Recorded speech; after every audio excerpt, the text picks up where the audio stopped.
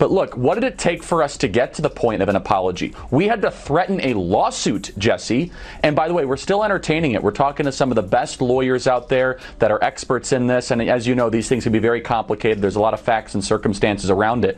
But we're not going to let this go, because you should not be able to smear 5,000 high school and college kids and then just be able to walk away with it. And the reason they felt they needed to do that, Jesse, is because if they told their audience the truth, that when gas is the most expensive it's been, flights are super expensive, that 5,000 kids decided to spend a weekend in summer traveling across the country to go hear from conservative speakers, maybe the audience of The View would think twice about all of their ideas. That's why they felt so compelled to try to smear our wonderful summit this last weekend. Yeah. What do you get when Charlie Kirk hits The View with a $100 million lawsuit and Sunny Hostin has a live TV meltdown?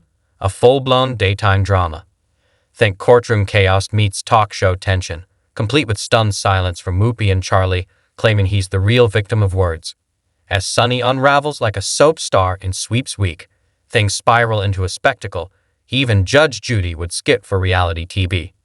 And spoiler alert, the first to break down, not a lawyer, not a host. Someone totally unexpected. Charlie Kirk's the founder and CEO of Turning Point USA and the author of the new book, The College Scam. So, Charlie, do you accept The View's apology?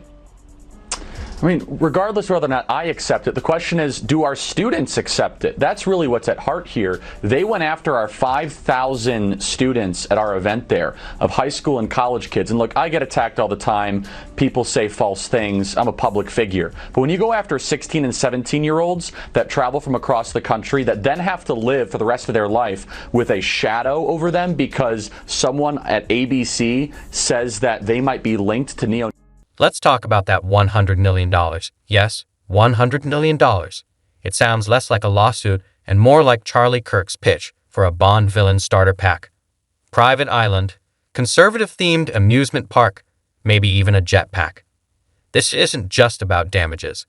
It's headline marketing disguised as legal action. And the target? The View, that caffeinated chaos machine masquerading as a talk show.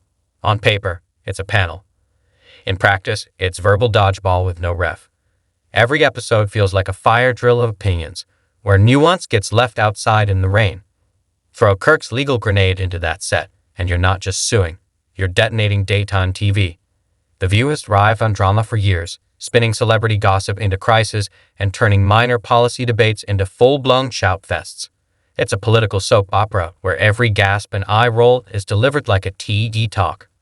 The panel doesn't argue, they perform. Outrage is the metric, not insight. For years, they've sold heated takes as hard truth.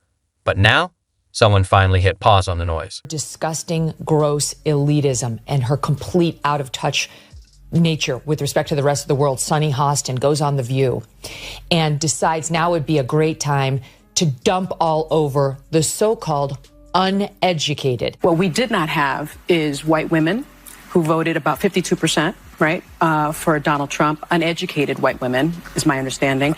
You have Latino men, actually, voting more for him. And you have, and black men was not the story. We're not the story here, because they voted almost 80% for the vice president. Charlie Kirk didn't just throw shade.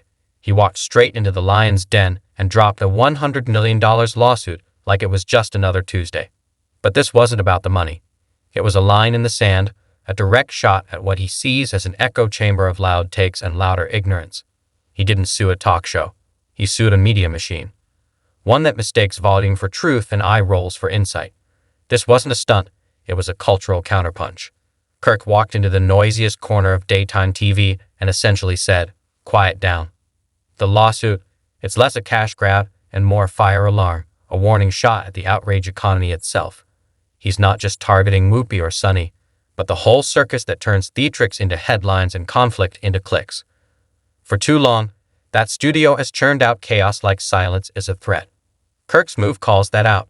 It's bold, maybe even futile, but it's the kind of move that makes people stop scrolling. Just because you didn't go to college doesn't mean you're stupid, and it doesn't mean that you don't have wisdom. You can go to college and get a bunch of irrelevant facts about how men can allegedly give birth or whatever they teach. But I said this to our team.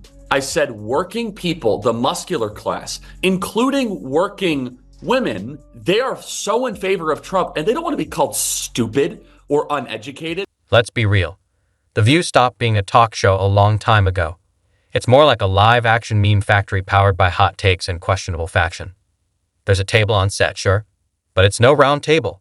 It's a carousel of condescending commentary, where facts get twisted and opinions are shouted like sermons. Enter Charlie Kirk, hitting pause on the chaos of the lawsuit, and right at the center of the drama, Sunny Hostin, once a respected legal mind, now the queen of daytime mic drops. These days, her law degree feels more like a stage prop, tossed between segments like a trendy certificate in off-brand justice. She's confident, sure, but substance? Not always. Now the twist. Sunny's in a real legal mess, and this one won't be solved with sass, coffee, or cue cards. Let's be clear. This isn't about silencing women. It's about accountability, because when you turn public discourse into a reputation roasting pit, someone's eventually going to demand the check. What's coming isn't censorship. It's consequence. A clipboard. A court date. No applause steins, no commercial breaks. Just one big, overdue reckoning. Point conference. The were in the front of turn out there in front of the conference with anti-Semitic slurs, and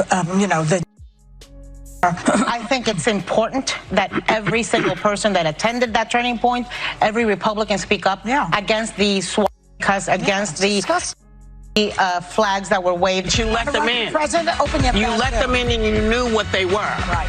For over a decade, The View has treated its platform like a VIP pass to say anything, anytime, no facts required. It's been a free-for-all of loud voices drowning out real discussion, bulldozing dissent, and packaging smug takes as empowerment. What they call fearless commentary often feels more like scripted outrage made for TikTok clips and applause breaks. But somewhere between a clapping and commercial cuts, they forgot a key truth. Broadcasting to millions isn't just a vibe. It's a responsibility. And sometimes it comes with legal strings attached. This isn't some underdog tale or a dramatic culture war headline. It's a media machine finally facing pushback after years of firing shots from swivel chairs, thinking no one would ever clap back. Now Charlie Kirk is the one pulling the curtain open, not to start a war, but to ask the question millions are quietly thinking. When does the show end and the accountability begin? This isn't cancel culture. It's consequence culture. And frankly, it's overdue. Kirk didn't start the fire. He's just pointing to the mess and asking why no one's cleaned it up. We begin with a shocking apology just a short time ago from the ladies of The View to Turning Point USA. A war of words broke out after the conservative group was rallying the next generation of voters at its youth summit in Tampa, Florida this weekend. And the liberal panel just couldn't help themselves. The group sent a scathing cease and desist letter after hosts on The View suggested that Turning Point had embraced neo-Nazis who showed up outside the... In a media world obsessed with going viral, maybe it's time someone reminded them. Truth isn't a trend, and responsibility isn't optional.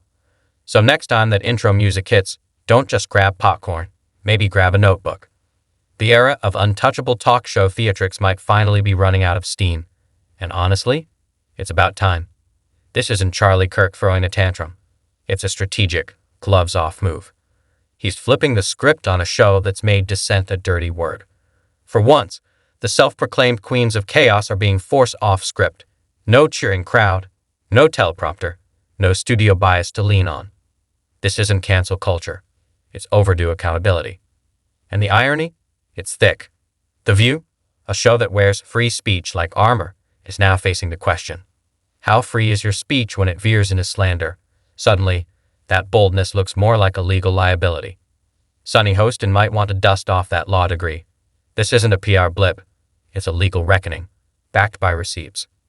Meanwhile, at ABC, the scramble is on. Lawyers combing through old episodes like ancient scrolls, producers sweating over future segments, trying to dodge another lawsuit in the making. And the hosts?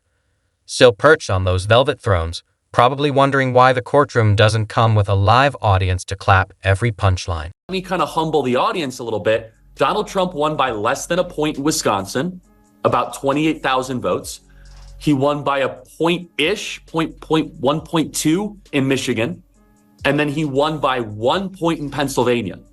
And so, Megan, it is conceivable that without this record movement of youth vote, he doesn't